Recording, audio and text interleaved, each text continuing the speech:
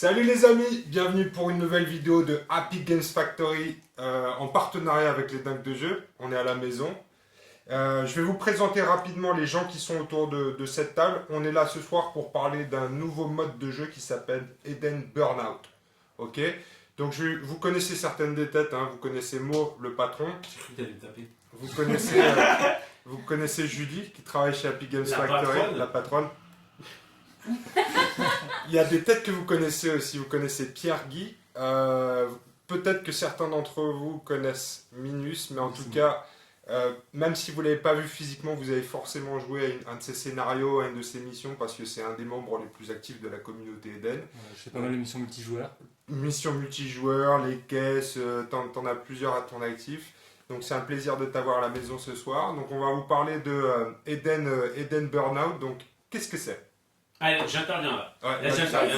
D'accord. Donc, Eden Burnout, c'est, comme tu le disais, en fait, c'est un supplément à Eden. C'est-à-dire que ceux qui connaissent Eden, du coup, peuvent s'y mettre. Ceux qui ne connaissent pas Eden peuvent s'y mettre quand même. Ça fait pas de mal. L'idée, c'est de pouvoir jouer en campagne. C'est-à-dire que là, on va avoir des scénarios qui sont fixes, qui seront décrits dans le livre de règles et qui vont permettre de jouer et de jouer des parties qui s'enchaînent en gagnant de l'expérience et en essayant de faire en sorte que les personnages ne meurent pas. C'est-à-dire qu'en fait, il va falloir les soigner d'une partie à l'autre et tout ça. On va pouvoir aussi gérer tout ce qui est gestion des décors en hauteur et tout ça, parce qu'on va pouvoir monter, descendre, sauter, faire les pics. Et puis voilà. Mais je vais laisser Minus du coup continuer à présenter un petit peu. Mais juste un truc, donc c'est pas une V4 d'Eden. Ah non, pas du tout. Non, Eden, c'est un supplément à Eden. Voilà. C'est un supplément à Eden. Ça remplace pas Eden, c'est une nouvelle façon de jouer en fait. Ah, moi j'aurais été toi, comme c'est toi qui as fait là, je dis ça le bonifie. Toi. C'est Eden en mieux. Hein. Ah voilà, je m'y attendais. Mais Pierre il va me taper quand il va me Pas toi, hein. Non. Pierre, le mec qui Pierre, nous sert ouais. quelque chose. Quoi. Donc Minus, c'est toi qui as créé Burnout. C'est ça. Donc en fait à la base c'était un mode de jeu que j'avais créé avec un copain. On a fait une partie multijoueur et en fait on a eu l'idée d'avoir un jeu un peu plus fun, un peu moins carré et d'introduire de nouveaux éléments de jeu. Et j'ai développé ces idées. On a fait des parties tests et en fait Mo il est tombé sur mon débrief sur mon blog et ça lui a plu. Et du coup il m'a contacté. Moi je suis comme ça, hein. Je contacte les gens, pas quand mal, ça me plaît, pas je mal. contacte les gens. Non mais c'est cool hein, parce que c'est vrai qu'au début en fait quand j'ai vu son débrief j'ai trouvé ça super sympa. Nous ça faisait quand même déjà 5-6 ans je crois qu'on développait Eden au moment où je t'ai contacté. Et en gros je me suis dit ça tombe bien, on y réfléchissait et on commençait à bosser et en fait on s'est dit pourquoi tu vois quand on a des personnes aussi actives que Minus ou Pierre-Guy et toute cette force vive, quoi. On s'est dit tant mieux, on va s'appuyer dessus. Et c'est à partir de là qu'on a commencé finalement un peu, que je commençais à t'embêter, quoi. C'est ça. Parce que, C'est à partir de là que j'ai arrêté de dormir.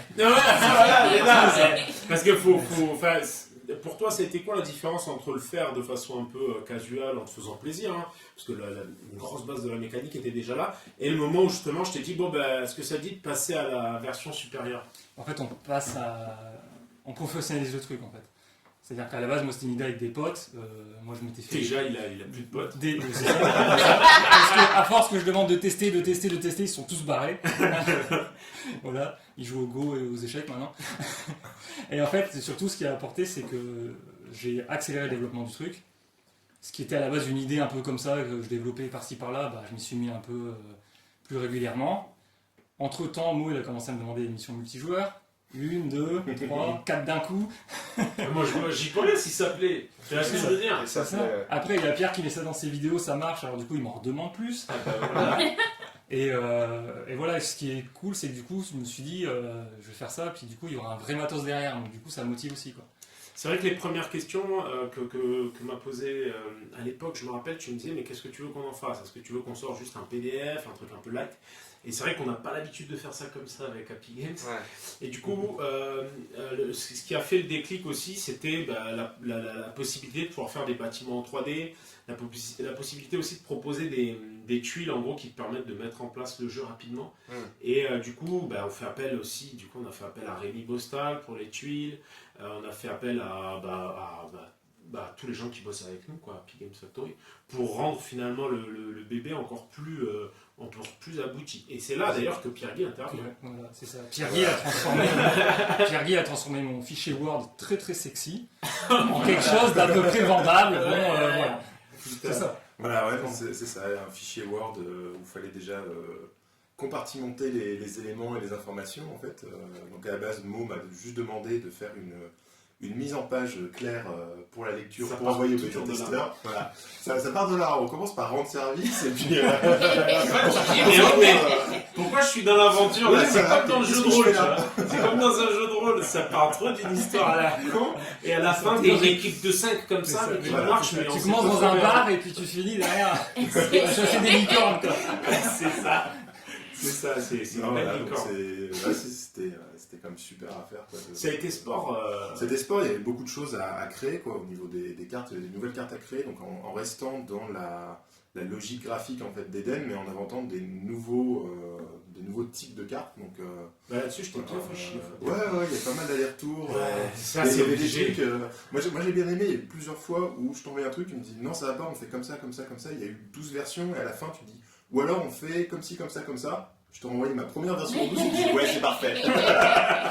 C'est pas tout à fait comme ça que ça se passe. C'est arrivé sur 2 trucs, Ouais. et je suis assez content. Ouais, c'est comme ça, il faut essayer de toute façon. Il faut essayer, il n'y a pas de meilleur Bon les moyen. gars, vous êtes en train de nous raconter votre vie, mais qu'est-ce qui change dans Burnout par rapport à Eden? Moi c'est ça que je veux On savoir. peut prendre un point chacun si tu veux commencer Ça va du être coup. pour moi.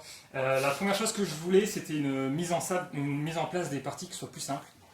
Parce que moi, je fais beaucoup de démos à des nouveaux joueurs. C'est moi qui ai ramené Eden dans mon club, j'ai fait des démos en magasin.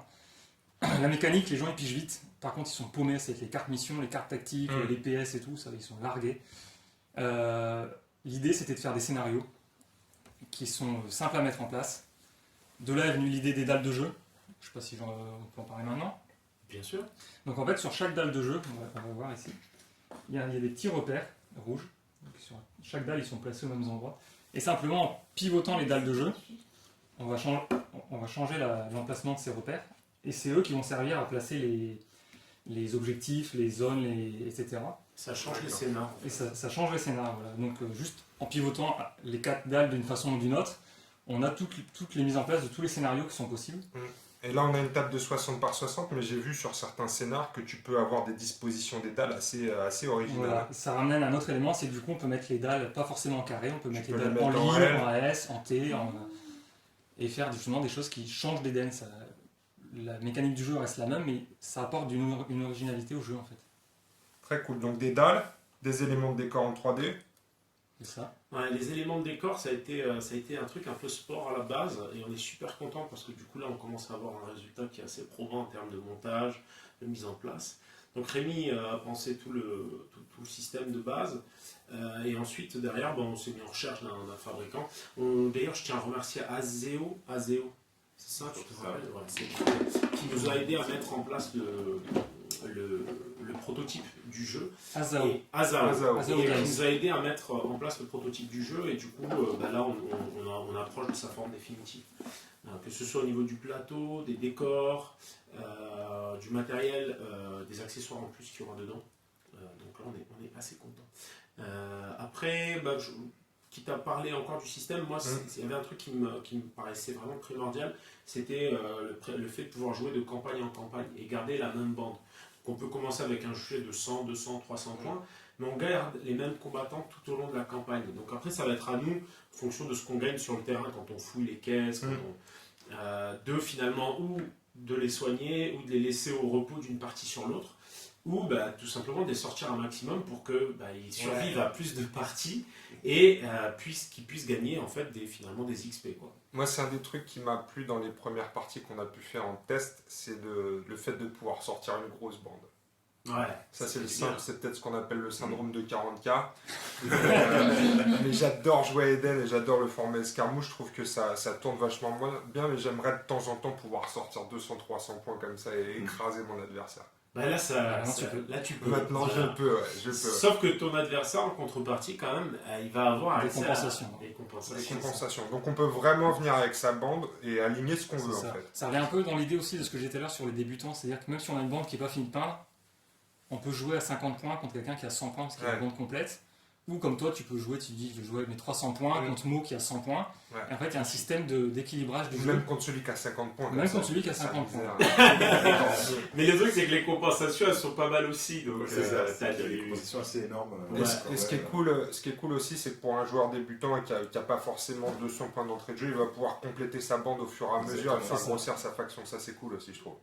Et laisser au repos ceux qui ont pris trop cher. Parce qu'en fait, sur le principe, là où à Eden, chaque partie est différente, c'est-à-dire que tout le monde revient à neuf, là, du coup, les gens gardent leurs blessures. Donc l'idée, c'est toujours de se dire, si jamais on préfère que notre personnage qui a de l'XP reste et survive d'une partie sur l'autre, bah, il vaut mieux le laisser un petit peu au repos, qu'il puisse revenir à plein potentiel. Parce que sans quoi, bah, Saminus, tu pourras l'expliquer, mais si jamais le gars se fait mettre hors de combat, sa figurine reste sur le terrain, et ben les adversaires ils peuvent finir On de peut continuer à l'arracher. cogner dessus, voilà, c'est ça. Ouais, C'est c'est la bon, fin ça. du monde, c'est l'apocalypse. Ah ouais, On il y a peut de la mettre des coups de charge tatane au mec qui est au sol. Quoi. Et si tu coches en fait l'entièreté de tous les membres, bah, à ce moment-là tu le perds de façon définitive. Quoi. Il dégage même de ton QG, donc c'est vrai que c'est en ça que bah, c'est à toi un petit peu aussi de gérer ta bande et son évolution. D'accord. Ça, c'est chouette. Ok. Vous avez parlé aussi d'un système d'XP. Comment ça marche? Donc là, c'est pareil. En fait, c'est toutes les parties où le combattant participe sans être éliminé. Donc, on ne parle pas de mourir parce que mourir et être éliminé, là, c'est différent. On va cocher. Toutes les 2 parties cochées, on tire une carte XP qu'on peut montrer. D'accord. Ouais, ils sont là. Elles sont là. Ouais, il y a eu tout un. C'est vrai que le principe sur les cartes, ça a été sport aussi, mais c'est chouette. Donc on a un système de cartes XP qu'on va tirer au sort, qui peuvent toucher soit directement au profil. Donc ici on gagne une protéine dans les bras, on peut gagner des PC, des bonus de caractéristiques. Ou alors on peut avoir des compétences. Comme ici, infiltration. Infiltration, ouais.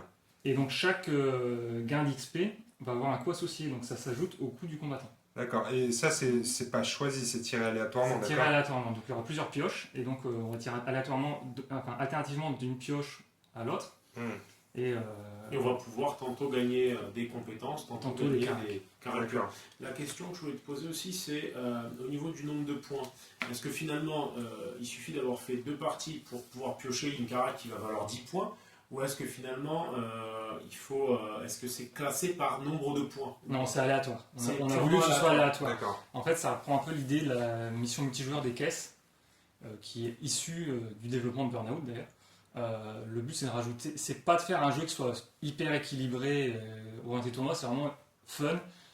Si tu as de la chance, tu trouves la tronçonneuse, bah là c'est pareil, si tu as de la chance, tu trouves une capa qui est plus ou moins forte. D'accord. On a quand même gardé le choix de pouvoir refuser une amélioration.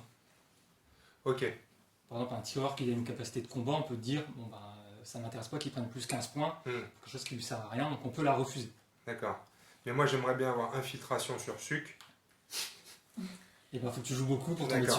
D'accord. Et que je refuse tout ce qu'il y a avant. Mais non, Non, parce que tu Mais non, additionnes, tu cumules. Bien sûr. Après, tu peux Mais avoir un suc à l'intelligence- 100 points. Le psy, par exemple, ça m'intéresse pas pour suc. Tu peux la refuser. Je peux la refuser, ok. Moi, Ok. mais bon, je pense que celui qui survivra pas mal de parties en théorie. Enfin, à moins que tu joues contre moi. Là, bon, c'est plus dur, mais. On verra, j'accepte le challenge. De toute façon, je pense qu'on va faire ça. On va se faire plein de parties de ça. burn-out. Alors, ce qu'il faut voir, c'est que c'est aussi un jeu où s'il y a une figurine qui va devenir super bourrine, faut s'attendre, dans le cadre d'une campagne, à ce que si un joueur arrive à la tomber, Ouais. Il s'acharne, il achève, il s'acharne, jusqu'à voilà. la fin. Donc, Ouais. voilà, c'est aussi le C'est le truc, quoi. challenge. Ouais. Et c'est ça qui va être bon, je pense, c'est qui nous a fait du bien au moment où on a sorti le jeu multi.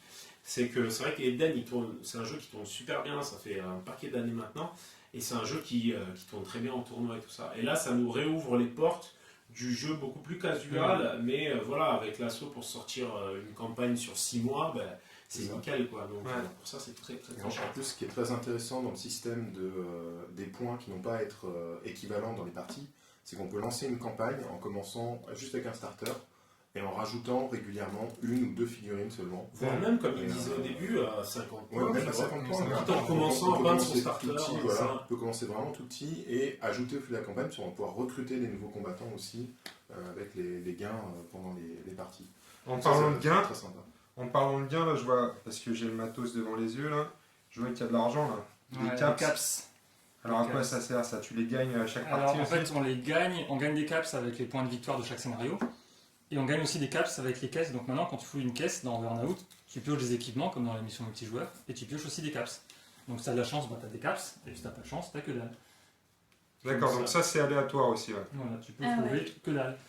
Tout ça pour rien. Oh. Tout ça, voilà. Les caps finalement servent à quoi? Donc les caps en fin de partie ils servent, la première chose à laquelle ils servent c'est soigner tes combattants blessés, parce que c'est pas gratuit, hein, évidemment. Tout se paye. Donc c'est d'où il faut bien gérer l'équilibre entre la mission, les pertes que ça va engendrer, et puis est-ce qu'on va pouvoir soigner, parce que sinon la partie suivante ça va être compliqué. Ça peut servir à acheter de l'équipement pour les parties suivantes, et ça sert aussi à recruter des nouveaux combattants. Donc toujours dans cette idée, on commence la campagne, il y a une nouvelle sorte de figurine qui sort, ou quelque chose qu'on était en train de peindre qu'on n'est pas fini, on ne l'avait pas inclus dans le QG au départ. Avec les caps, on peut rajouter la figurine à notre QG. Ça c'est cool ça. Ça permet ça, ou alors de remplacer des pertes. Et est-ce que quand tu dis tu peux acheter de l'équipement, c'est des trucs qui sont permanents ou pas? Non, l'équipement tu l'achètes pour la partie. D'accord. Donc par exemple mon sucre avec infiltration et tronçonneuse. Ça peut acheter une bonne tronçonneuse. La suppose c'est qu'il met une tronçonneuse qui peut manier avec les dents. Il peut. C'est pas mal. Bon, je vois aussi qu'il y a d'autres cartes ici. Je vois une carte ici qui m'intéresse. Qu'est-ce que c'est que ce paquet de cartes-là? Il y a marqué mercenaire. Donc ça justement, ça va être les artefacts. C'est des cartes qui vont compenser la différence en points entre les bandes. Donc, il va y avoir plusieurs paquets de cartes de valeurs différentes. Et donc si tu joues par exemple 50 points de plus que ton adversaire, il va avoir le droit à 50 points d'artefacts. Donc à piocher, soit en cartes de 25, de 20, de 15, de 10, de 5. D'accord. Donc c'est des bonus en fait qui vont venir combler Voilà. l'écart entre les deux factions. Et on voit Exactement. ici, il y a vraiment tout. Hein. Il y a des mercenaires, il y a des équipements, des mercenaires qui peuvent t'aider, des CNJ que tu vas pouvoir placer là où tu veux si possible chez l'autre. Des choses qui peuvent te permettre de scorer plus aussi. Des pièges. Ouais, en gros, tu compenses le fait d'avoir moins de points par une meilleure maîtrise du terrain. C'est ça. C'est ça. Finalement. C'est sympa. C'est ça. Ok. Et à ces artefacts s'ajoute un bonus de points de victoire qui est égal à la différence des deux bandes en fait. D'accord. Donc si tu joues tes 200 points avec Suc et que moi je joue 100 points, je commence avec 100 points de victoire. Ah ouais, d'accord. Donc, Ça c'est ok, chaud, ça, tu quoi. vas me ratiboiser, peut-être. Encore que moi j'ai les petits artefacts qui vont m'aider. Hmm. Mais il faut que tu mettes plus que 100 points de victoire de plus que moi. Ok, ça marche. Donc voilà pour Burnout. Mais c'est pas tout. Bah non. Parce qu'après, tu disais, il y a un système qui est plus simple à mettre en place. Donc, il y a le système des tuiles. Il n'y a pas de carte mission. Il n'y a pas de carte mission, c'est remplacé par des scénarios. Certains sont symétriques, d'autres asymétriques. Donc il y a D'ailleurs, si tu veux. un attaquant et un défenseur.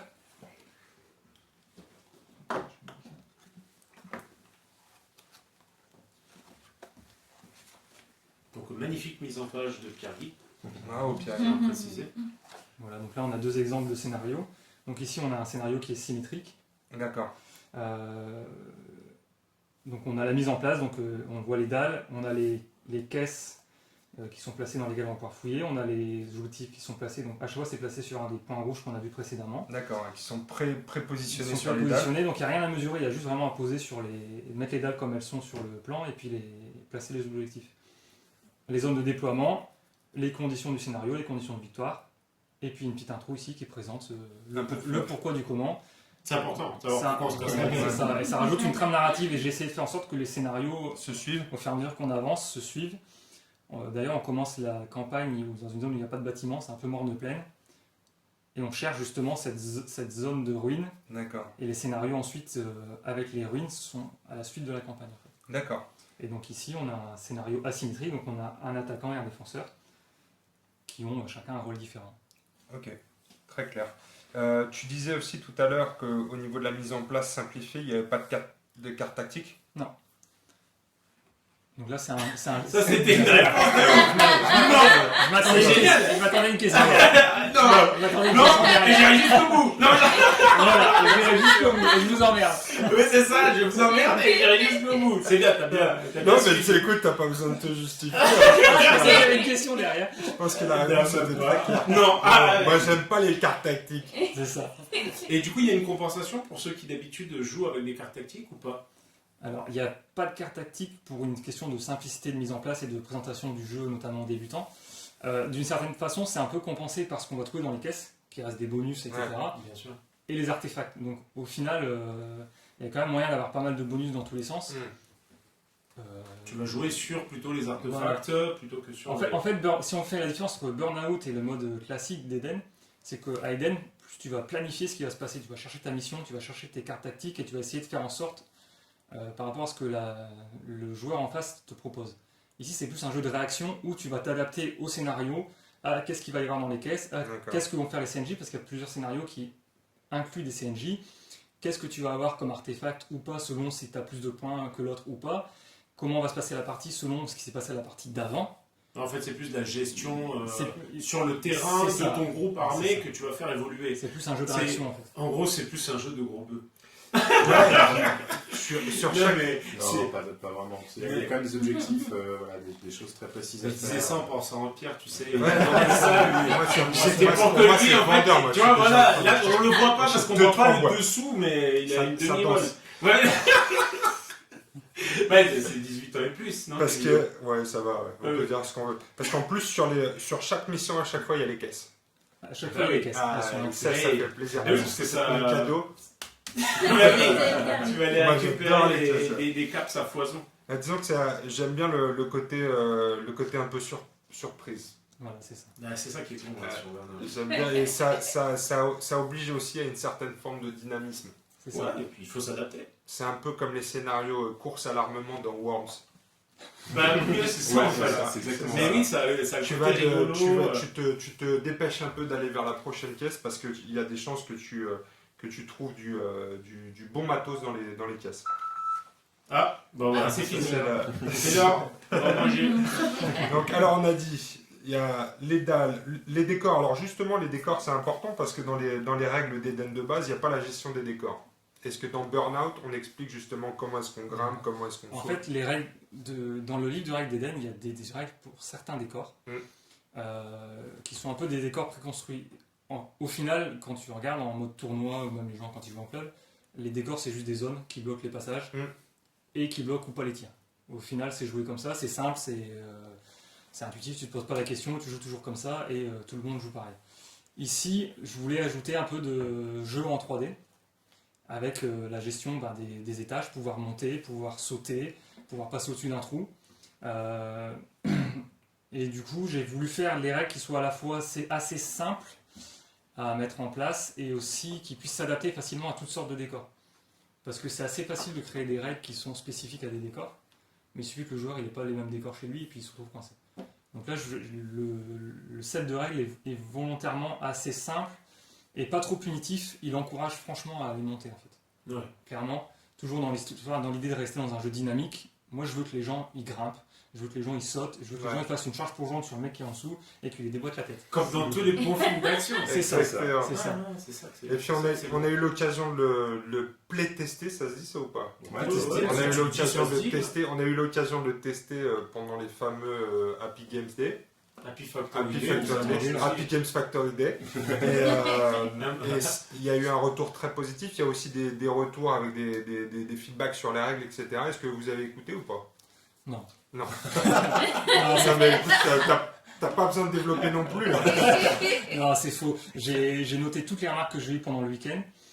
Certaines étaient plus ou moins pertinentes. Il y en a qui prenaient pas en compte le fait de la globalité des choses. Donc forcément, les gens, comme ils n'avaient pas les règles, et on leur a expliqué de façon orale, il y a des choses qu'ils n'ont pas pu voir. Il y a des retours qui ont été intégrés, là on est en train de mettre à jour. Ça ne change pas le corps des règles en lui-même, mais on a fait quand même quelques petites modifs parce qu'il y a eu des idées intéressantes, des petites remarques, des choses que moi j'avais pas vues au niveau de mes tests, parce que forcément en une journée là on a fait plus de parties que moi j'en ai fait sur tous mes tests. Ouais, c'était mortel. Il y avait un max de tables et de joueurs. On a dû Il y rajouter avait 3 tables multi et 3, 4, 5, 6, d'ailleurs 7 tables en 1 contre 1. Ouais, donc qui étaient pleines on avait presque 30 joueurs. Quoi, plus, enfin, ouais, 3 tables multi, ça fait 12. Pendant 2 jours. Ouais. Il y a eu pas mal de parties. Il y a eu des parties très longues, surtout sur certaines sur tables les multi. multi, Mais il y a eu beaucoup de parties. C'est bien parce que nous on a eu beaucoup de retours, on a vu beaucoup de choses différentes en fait par rapport à ce qu'on appréhendait en fait juste en termes de mécanique, quand on définissait une règle, savoir si les joueurs allaient essayer d'en abuser de telle façon, et en fait on a vu que ça avait été abusé d'une autre façon qu'on n'avait pas prévu. Des choses qui me semblaient claires et qui finalement ils n'ont pas joué du tout pareil sur les tables différentes, donc on s'est rendu compte que c'était pas clair. Voilà, il y a eu des précisions qui sont apportées, il y a aussi quelques modifs de règles. D'accord. Alors, il y a un truc qui est important pour moi et pour les dingues de jeu, c'est qu'on va pouvoir jouer en multijoueur aussi. Ouais, on peut jouer en multijoueur. Ça, c'est important, parce que nous, c'est ce qu'on préfère. Mais donc, on va pouvoir enchaîner les 1 contre 1, à 4 joueurs autour d'une table. C'est ça. Donc tous les scénarios ne seront pas jouables en multijoueur, parce que certains qui impliquent un attaquant, un défenseur, ça va être plus compliqué. Ou alors, il faudra faire 2 camps. 2 joueurs contre 2 joueurs. Toujours pareil, l'histoire d'équilibrage, c'est possible. Ou 3 contre 1. Ou voilà. C'est Ou bon. un contre deux. Ou un contre Il suffit deux. qu'ils aient eu 2 points Voilà. pour les jeunesses. Hein. Bah, même pas. Parce qu'il y a une compensation. Une C'est pas obligé Ah oui, d'avoir c'est deux On points. fait ce qu'on veut. C'est ce qu'on C'est fait. ça. Et certains scénarios sont jouables en multijoueur. Ça, c'est très cool. Mais donc, on a déjà tout le matos qui est prêt. On a les règles qui sont prêtes. On a un proto de la boîte et tous les éléments de décor. Donc, ma question est peut-être bête, mais pourquoi on fait un Kickstarter? La question elle revient souvent, c'est tout simplement parce que Happy Games Factory c'est une petite société. Notre énergie elle passe énormément dans les vagues successives. C'est-à-dire qu'on tient à ce que Eden continue à se développer. Ça fait 6-7 ans qu'on réussit à financer des vagues de sortie mensuelles et ça pompe quand même beaucoup de notre énergie et de nos fonds en fait. Donc l'idée en sortant sur Kickstarter, Burnout, ça nous permet de sortir le supplément et tout simplement continuer notre développement tel qu'on l'a toujours fait. C'est-à-dire avec des vagues de sortie régulières, et ça pour nous c'était essentiel, que le fait de la sortie du supplément, la continuité et le développement de la gamme n'en pâtissent pas. D'accord. Qui plus est, en fait, l'équipe qui bosse sur Burnout, c'est une équipe que vous voyez là, mais du coup en fait c'est une équipe qui est différente de tous les jeux qu'on a. L'équipe des deux. Donc, en gros, moi je mets mon grain de sel évidemment, mais l'idée c'est de se dire que les gens qui bossent dessus sont pas les mêmes que sur nos autres projets, que ce soit Eden, ce qui est bien géré et chapeauté par Pierre, que ce soit Stigmata, du coup là qu'on a fini de livrer, et qui est développé par Cédric Gallet, Damien, tout ça. Et Gnome Associé, qui est en cours de finalisation sur Kickstarter. Du coup, c'est des équipes qui sont totalement différentes. Et ça nous permet du coup d'être sûr que le projet il voit le jour assez rapidement et qu'il soit livré normalement dans les temps en juillet. Et ça, mine de rien, sur Kickstarter, réussir à débloquer un projet qui finalement, au bout de 3 mois, sera disponible, ça pour nous c'est quelque chose qui est extrêmement important. Parce que ça nous permet vraiment d'être tranquille par rapport à nos sorties et en même temps d'avoir pour juillet un nouveau mode de jeu que les gens pourront emmener avec eux tout l'été pour jouer avec leurs potes. Ok, super. Donc concrètement, Burnout, ce sera une boîte. C'est ça. En Donc, fait, ça aura ce format-là. Donc dedans, il y aura les 4 tuiles. D'accord, donc on peut peut-être remontrer rapidement tout le matériel. Donc dans cette belle boîte, nous aurons donc 4 tuiles, le livret. Donc évidemment, tout le matériel là n'est pas définitif. Comme le précisait Pierre-Guy tout à l'heure, la couverture va être changée. Donc il y aura le livret de règles, les 4 tuiles, les décors qui seront donc clipsables en 3D. Alors on a fait quelques tests, pour le moment c'est montable et démontable, ça passe. Donc, on va voir un peu améliorer ça si on y arrive d'ici là. si j'ai bien vu, les décors, ils ont 2 faces différentes. Hein, donc. Ce qui est intéressant sur les décors, c'est que du coup on a 2 faces. Donc regardez par exemple celui-ci. On peut le monter en clair ou en version sombre. Du coup, si on a 2 kits, potentiellement on peut les monter de 2 façons différentes pour que ça ait un look différent sur le terrain. On va voir aussi du coup les packs de cartes distinctes, donc que ce soit les cartes XP qu'on peut voir ici, hop. Donc il y en a aussi ici. Les cartes de mission d'objectifs secondaires qui sont ici, les cartes de caps. Ah ouais, parce que ça on n'en a pas parlé, mais en plus du scénario, chaque joueur a une mission Une secondaire. mission secrète, Une petite mission secrète. secondaire. Un petit bonus de points, histoire que même sur un scénario où la mission doit être la même pour les 2 joueurs, il va quand même y avoir une différence de gameplay en fait par la mission secrète. D'accord. Qui est tirée au hasard aussi. Tiré au hasard au début du jeu. C'est ça. Ok, super. Et enfin, il y a les petites cartes de compensation avec cartes de tout ce qui est compensation. artefact. Il y a aussi les petits décors en fait en Les 2D. caps. Oui, bien sûr, les caps qui se mettent dans les caisses. Il y aura les cartes de caisse, évidemment. Il faut que tu fasses un bruit quand tu bouges ça. Et en fait, on a décidé aussi de mettre des décors en 2D, tout simplement pour faciliter l'accès au jeu. Tout le monde n'a pas forcément la possibilité d'avoir des décors en 3D. D'accord. Du coup, ça nous permet en fait d'avoir des décors qui vont, une fois posés sur le terrain, bloquer des lignes de vue, D'accord. devoir être contournés. C'est aussi des objectifs de mission, ça ou pas? Non. Non, c'est Non, vraiment pas les décors. C'est vraiment des décors. Toujours dans l'idée de la mise en place assez rapide du jeu. D'accord. On place les dalles, on met les objectifs, et puis après Les objectifs place les seront aussi décors. en token. Évidemment, il y aura tout ce qui est token objectif qu'on n'a pas réussi à avoir pour aujourd'hui, Pour le mais, prototype. mais qui seront évidemment inclus, quoi. Le tour de force sur cette boîte, pour le moment, ça va être vraiment les décors qui nous ont vraiment donné du mal, mais là, on est bien content de la gueule que ça a. Parce que du coup, ça permet d'avoir quelque chose de hyper facile d'accès. Moi, je dois avouer que je suis pas fan de peinture de décor, ça me fait vite chier.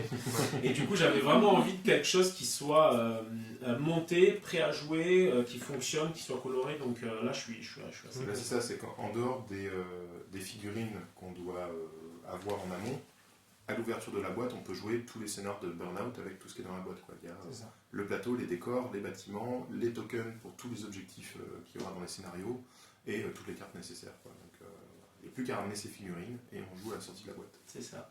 Énorme. Sachant qu'on a quand même prévu une petite offre pour ceux qui n'ont pas de figurines, Ah. pour la campagne. Donc quand tu parles de... Donc le lancement Ouais. du Kickstarter, c'est le...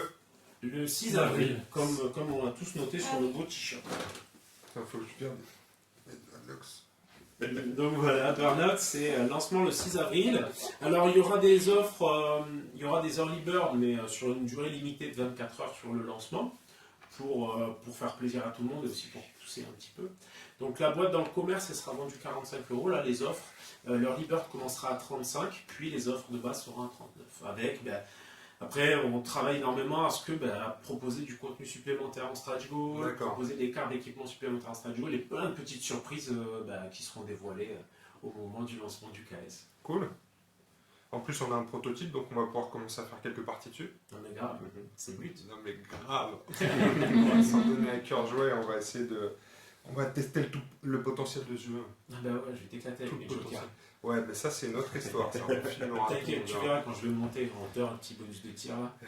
Il a pensé à moi, en fait, je l'ai soudoyé en caps et en cacahuètes. Tu verras qu'en sucre aura infiltration et tronçonneuse. On en reparle. On en reparle. C'est vrai, à ce moment-là, je couillerai peut-être un peu. Ok, super les gars. Est-ce qu'il y a autre chose à dire? Les gars, et Julie, tu veux dire quelque chose Ouais, c'est sur... vrai, Julie. Non, C'est toi qui as fait cette magnifique boîte.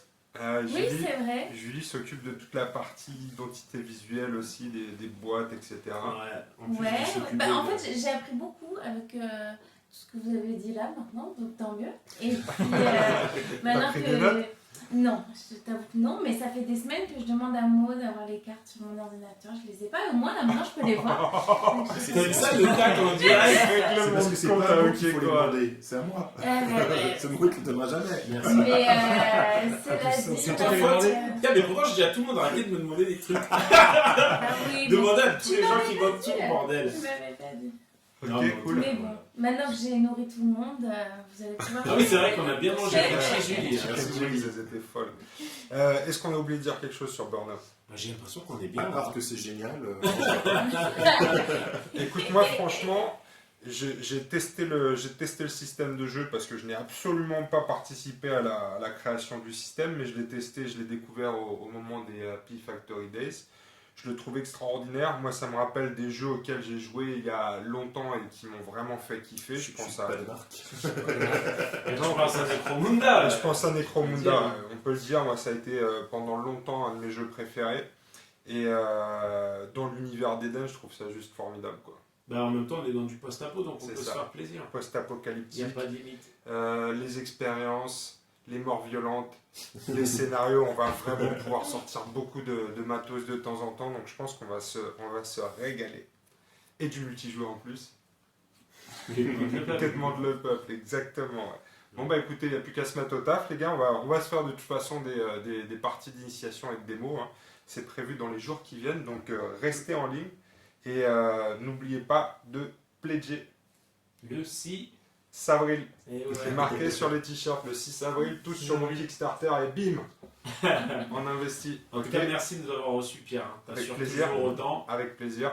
Merci à vous pour votre implication. Je trouve ça génial aussi d'avoir un jeu et une entreprise, parce que Epic Games Factory est une entreprise, qui soit à l'écoute de sa communauté et qui l'implique dans son développement. Je trouve ça génial. Non, en même temps, franchement, quand on a des paroles pareilles en face, hein, ça aide. Non, mais c'est vrai, les gars, heureusement que vous êtes là, parce que moi, ce que je dis, c'est souvent que ces gars-là sont nos premiers salaires. C'est-à-dire qu'ils aiment tellement le jeu qu'ils se le réapproprient. Et nous, derrière, on peut faire qu'une chose, c'est de les remercier. Et bon, ben, quand on a l'opportunité, parce que tu te doutes, enfin, je pense que tout le monde doit s'en douter, dans le fond, on est contacté par beaucoup de personnes qui font leurs petits trucs dans leur coin et tout ça. Là, clairement, on est sur quelque chose qui est excellent, qui est très bon à la base, et grâce à votre collaboration aussi, on réussit à avoir quelque chose qui va sortir le 6 avril. C'est cool. Et ça fait Parce que plaisir. quand j'ai fait mon premier PDF de règles, je pensais pas que ça sortirait. Parce que c'était moche. Mais comme quoi, tu vois, on peut pas avoir toutes les On compétences. peut mettre en stretch goal le PDF d'origine. Non, parce que moi, Les gens ils vont pleurer. Non, et puis sinon, il va falloir Ils vont saigner. aussi mettre un petit sac à vomi. Dans Non, le je rosé déconne. d'alcool. Et ça, Tu c'est- pourrais l'imprimer et le mettre sous cadre chez toi. Ouais, c'est clair. C'est comme ça que Le ça a vent commencé. Je le ferai signer à tout le monde. Mais c'est ça aussi, c'est en fait réussir à voir un truc qui est pas forcément joli en présentation et se dire, ben voilà, c'est exactement ce qu'on cherche. Et ça, c'est vrai qu'on a eu cette chance-là de se croiser au bon endroit, au bon moment aussi. C'est clair. Sur Facebook. Bon. Comme quoi, elle part de là. Hein. Ok, super. Les amis, on a fait le tour. Ouais, On carrément. vous retrouve le 6 avril sur Kickstarter pour pledger. Et encore une fois, on va vous faire quelques parties démo. On va vous montrer comment tout ça marche. À bientôt, les À amis. bientôt. Salut. Salut. Pour la suite des aventures de Happy Games Factory et de Burnout. Salut, à la prochaine.